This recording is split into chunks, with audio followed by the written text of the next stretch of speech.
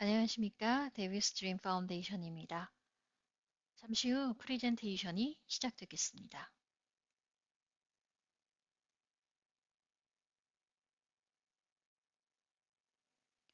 안녕하세요. 저는 켈리 이윈 박사입니다. 저는 하버드의대 정신과 조교수고요.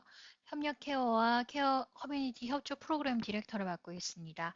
암과 정신건강 협력이라는 그런 프로그램입니다.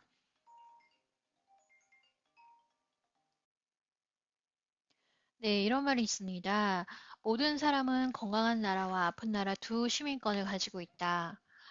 좋은 여건만 쓰고 싶지만 이 두 장소의 시민이라는 것을 밝힐 의무가 있다라는 말을 수잔 손탁이 했는데요. 저희 그 센터는 이렇게 구성이 되어 있습니다. 암센터가 있고요. 그리고 정신건강 클리닉이 이렇게 있습니다. 팬데믹 동안 정신건강 필요가 급증한 것을 저희가 목격을 할 수가 있었는데요. 이런 얘기를 많이 하시죠. 병원 가기가 두렵고 또 집에 있는 것도 두렵다. 가족에게 말하기가 어렵다. 모두의 안전을 내가 걱정을 너무 많이 하고 있다. 그리고 모두가 스마트폰이 있지 않다. 가족이 혼자 죽는 것이 이제 가장 두렵다. 이렇게 생각을 하고 있었습니다.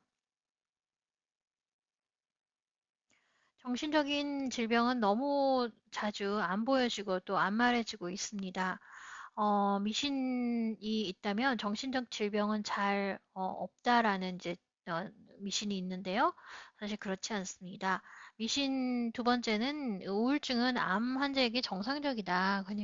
그냥 아무 컴플레인을 하지 말아라 이렇게 얘기하시는 분도 있는데요.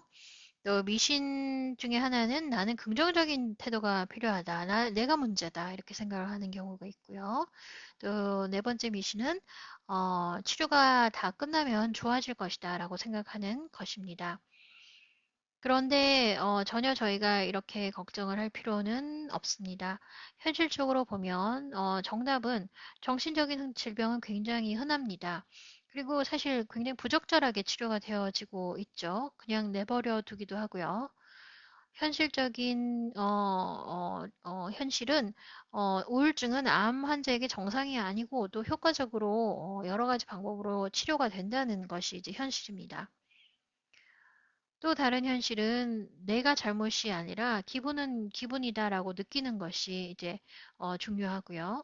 또 다른 현실은 어떻게 사람들이 암을 치료하는지 예상을 할 수가 있습니다. 그것을 이제 보는 것이 좋은데요. 암은 많은 이유로 사실 많은 스트레스를 일으키고 있습니다. 조기에 종합적인 생물 정신적 스트레스 스크린과 그리고 관리가 필요하다고 할 수 있는데요. 암은 나쁜 명성이 있습니다. 이런 것들이 항상 따라다니죠. 죽음, 불구, 치료, 그런 것들이요. 그리고 암 위치와 병기에 따라서 외모가 변하기도 하고, 또 말하고 먹는 능력이 변하기도 합니다. 통증이 증가하기도 하고요. 가족에 있어서는 돌보던 역할이 돌봄을 받는 역할로 이제 바뀌게 되는 경향이 있죠. 그래서 굉장히 부담감을 느끼게 됩니다. 재정적인 면에서는 수입이 손실이 있고요. 비용이 증가하게 되죠.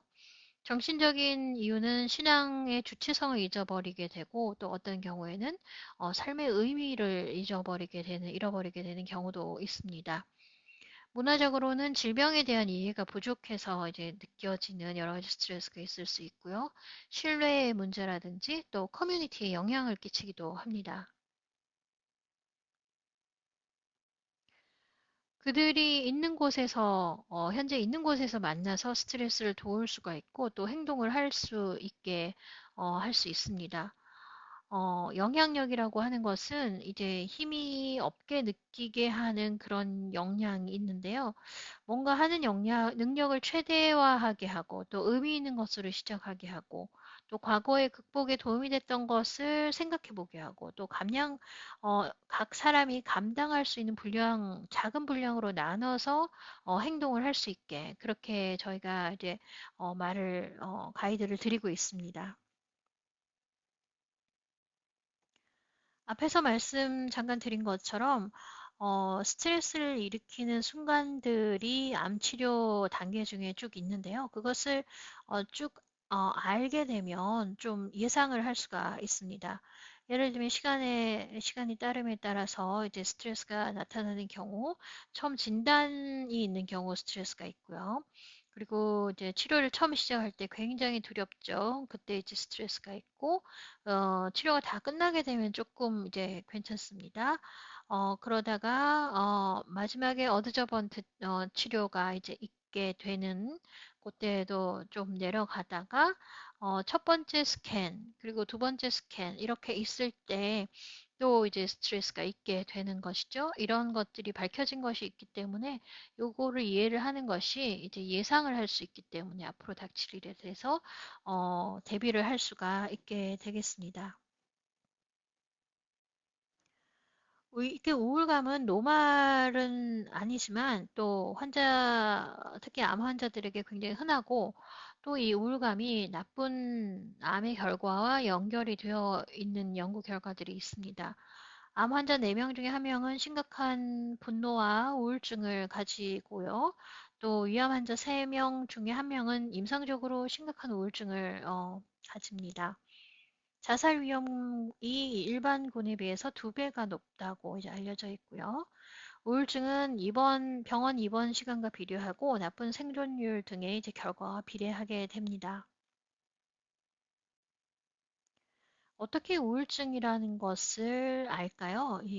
저는 이제 감을 믿어라라고 이제 말씀을 드리게 되는데요. 2주 넘게 대부분의 시간에 슬픈 느낌이나 또 이제 재미를 못 느끼게 되면 의미가 없게 된다. 이런 느낌이 있을 때 이제 우울증이라고 생각해 볼 수가 있습니다.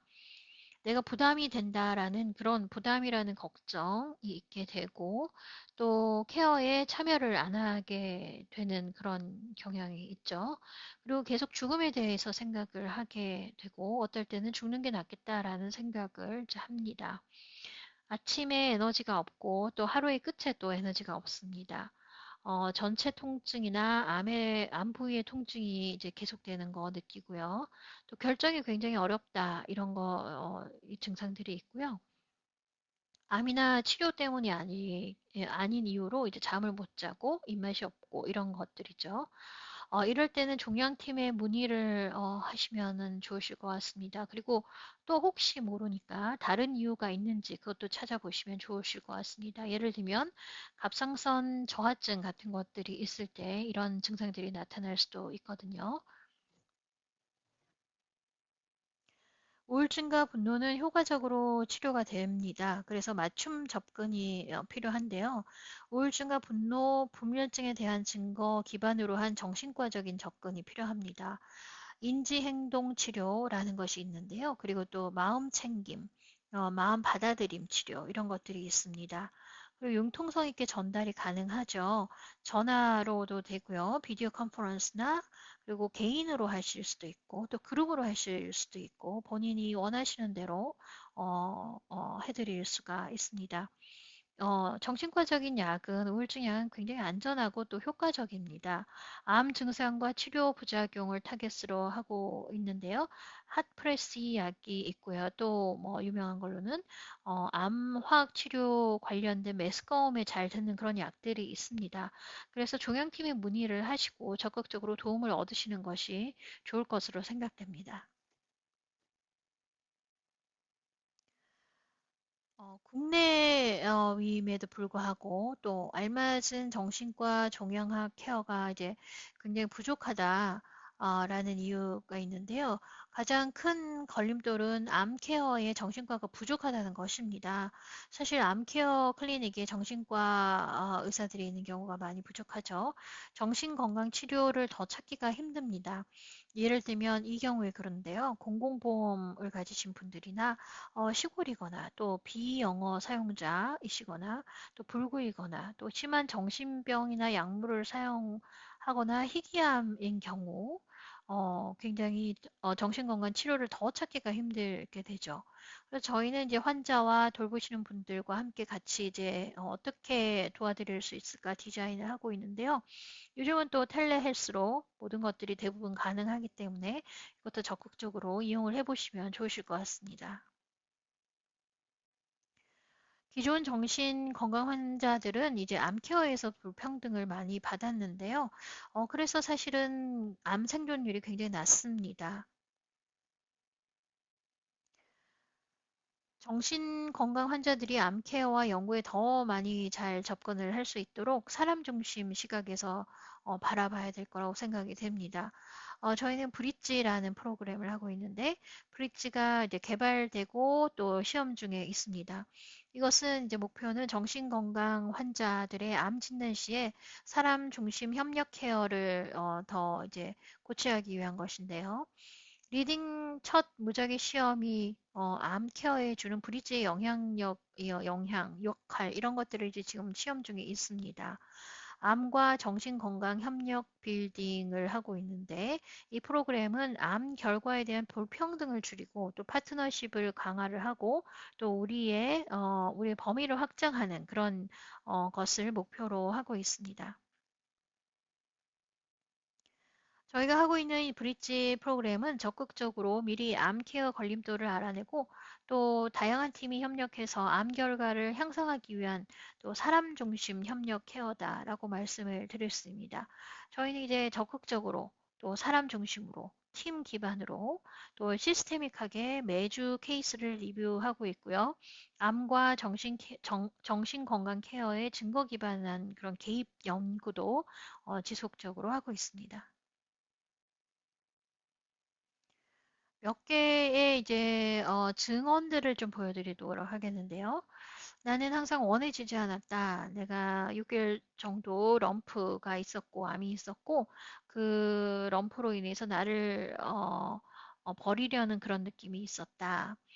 근데 이 브릿지 팀은 내 말을 아주 잘 들어줬고, 또 그것이 또 내가 살 수 있는지, 내가 죽었을지 그런 것들의 차이를 만들어준 것 같다. 유방암과 그리고 조울증에 있는 여성인 에디가 이렇게 말을 했습니다. 돌보는 분들은 정신건강과 암 케어가 이렇게 합해진 것에 대해서 점수를 많이 주시고 있고요. 또 종양이들은 정신과의 적극적인 접근선에 또 점수를 많이 주시고 있습니다.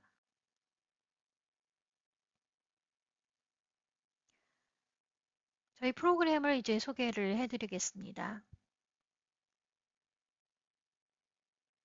인게이지라고 하는 프로그램인데요. 저희가 생각하기에 이 정신건강, 이 절대로 이제 암 케어에 있어서 이제 걸림돌이 되어서는 안 된다.